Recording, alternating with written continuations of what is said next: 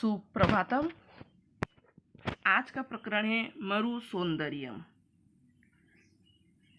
रेगिस्तान की सुंदरता। कहा गया है कि राजस्थान के पश्चिम अंचल में थार मरुभूमि फैली हुई है। हम राजस्थानी लोग विशेष रूप से इस मरु प्रदेश की शोभा, अक्षय कोष, खजाने के प्रति अनुरक्त और गौरवान्वित थे। न केवल हम अपितु मरु की महिमा से आकर्षित देशाटन में रुचि रखने वाले विदेशी लोग भी मरु प्रदेश की सुंदरता के दर्शन में वंचित, अपनी आंखों से वंचित मानते हुए मरु दर्शन करके अपने को धन्य मानते हैं। राजस्थानी भाषा के महाकवि स्वनाम धन्य पद्म श्री कन्हैयालाल सेठिया ने इस धरती की स्तुति करते हुए धरती धोरारी, टीवों की धरती, इस अमर गीत की रचना की। आधुनिक संस्कृत कवियों ने भी अपने काव्यों में मरुभूमि का गौरवगान किया। प्रस्तुत पाठ में कुछ सरल श्लोकों से मरुभूमि के अपूर्व सौंदर्य यथावत चित्रांकन सुंदर चित्र प्रस्तुत किया गया है।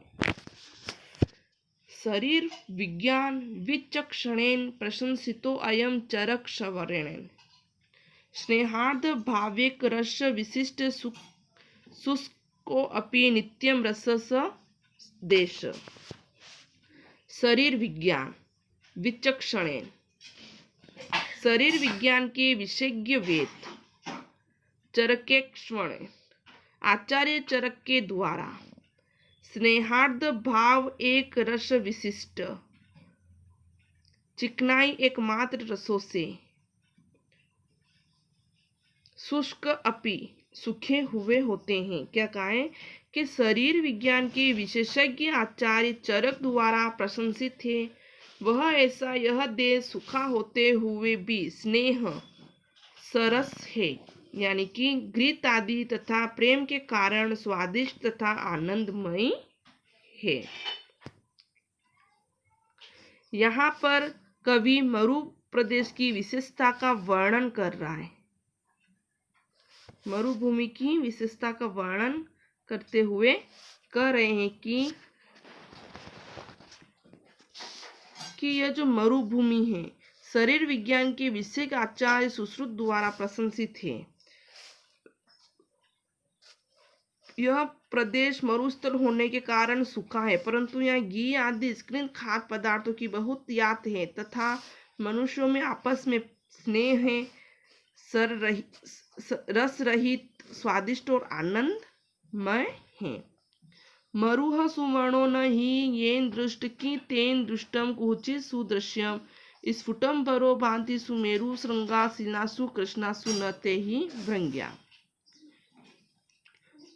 यहाँ पर कवि मरु प्रदेश का आगे वर्णन कर रहे हैं और बता रहे हैं कि सोने जैसा सुंदर सुवर्णों यानी सोने जैसा सुंदर वर्ण वाला रेगिस्तान जिसने नहीं देखा, ये दृष्ट नहीं देखा, उसने कहीं अच्छा दृश्य कहाँ देखा। कुचित सुदृश्य यानी अच्छा। सुमेरु पर्वत की चोटियों के समान स्फुट भरा भ्रांति सुमेरु श्रृंगा, श्रृंगा यानी चोटियां, सुमेरु पर्वत की चोटियों के समान मरुस्थल में स्पष्ट शोभा देती है या चमकती है। यानी पर्वतों की काली शिलाओं में उस शोभा को नहीं ढूंढा जा सकता है, क्योंकि ऐसा सुंदर दृश्य पर्वतीय प्रदेश में उपलब्ध नहीं है। रम्य क्वचि शकेत वप्रशानो सुकोमले भास्वती हे वर्णे प्रातः प्रदोषे च सुखम स्थितानाम केसाम न चेतांसी विकासवंती। आगे कहा है कि क्वचित यानी कहीं कहीं रमणीय कोमल चमकती हुई सुनहरी रंग की बालू के टीले की चोटी पर रात्रि में सुखपूर्वक बैठे किनके मन विकसित नहीं होते, अर्थात सबके मन प्रफुल्लित हो जाते हैं। इस श्लोक में कवि बालू के टीलों की शोभा का वर्णन कर रहे हैं और कह रहे हैं कि कहीं रमणीय कोमल चमकती हुई सुनहरी बालू के टीले पर प्रातः व रात को सुखपूर्वक बैठे हुए किन मनुष्य के हृदय विकसित नहीं करते या प्रसन्न नहीं होते, अर्थात सभी के हृदय प्रसन्नता से खिल उठते हैं। स शीतलो गंधवः समीर स तितिराणां मधुरो विरावः तन् तत्नर्तनहं बहर्विभूषाणां समुपलब्धि सा च कुरंगभाणाम्। आगे कहा गया है, आगे कवि मरुधरा के रम्य अर्थात सुंदर दृश्य का वर्णन करके बता रहे हैं कि वह शीतल सुगंधित वायु, गंधवः समीर यानी सुगंधित वायु हवा, तितरों का वह मधुर कुंजन, तितिराणाम एक पक्षी है, तितरों का वह मधुर स्वर, मधुरो स्वर, मोरों का वह नाचना, नर्तन वही भूषणाम यानी मोरों का नाचना, हिरणों का उछल कूद किसके मन को आकर्षित नहीं करता है, अर्थात वह शीतल सुगंधित वायु, तितरों का वह गुंजन, मयूरों का नृत्य, हिरणों की उछल कूद किनके मन को आकर्षित नहीं करता, सभी को आकर्षित करता है।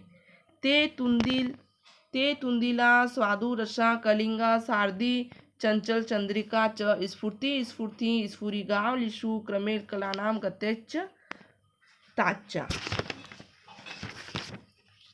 आगे कहा है, वे मोटे मोटे स्वादिष्ट रस वाले मतीरे, शरद ऋतु की वह चांदनी, पक्षियों में वह फड़फड़ती कूदती फुदकती फुर्ती और ऊंटों की वे गतियां किनके मन को आकर्षित नहीं करती, सभी के मन को अपनी ओर आकर्षित करती है।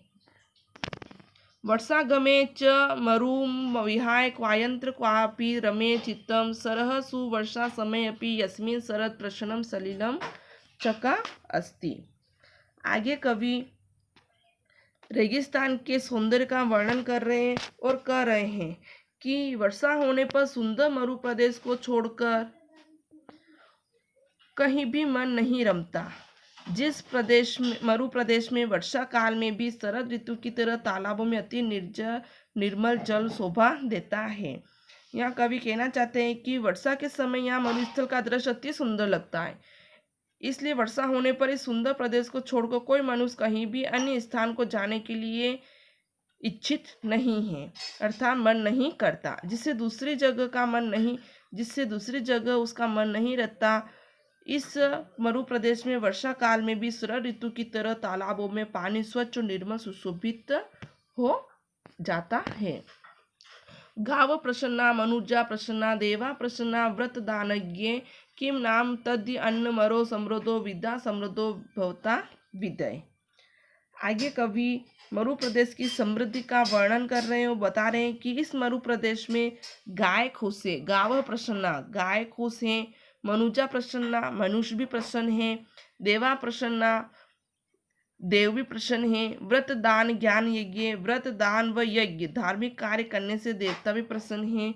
किम नाम तद अन्न मरो समृद्ध, वह क्या है जो मरु प्रदेश में समृद्ध नहीं है, अर्थात यह सर्व संपन्न है। वह मरु प्रदेश अब आपको विद्या में संपन्न करता है, यानी कि इस मरु प्रदेश में गाय मनुष्य देवता आदि सब प्रसन्न है। यह मरु प्रदेश में कुछ भी ऐसा नहीं है जो संपन्न नहीं है, यहाँ सब ही संपन्न है। वह ही मरु प्रदेश आपके विद्यार्थियों के द्वारा ज्ञान संपन्न कराना चाहिए, जिससे यहाँ जो न्यूनता है वह आपके द्वारा थोड़ी पूर्ति हो सके, अर्थात उसकी पूर्ति करनी चाहिए। जो आज का टॉपिक था मरु प्रदेश मरु सौंदर्य, वह संपूर्ण हुआ। धन्यवाद।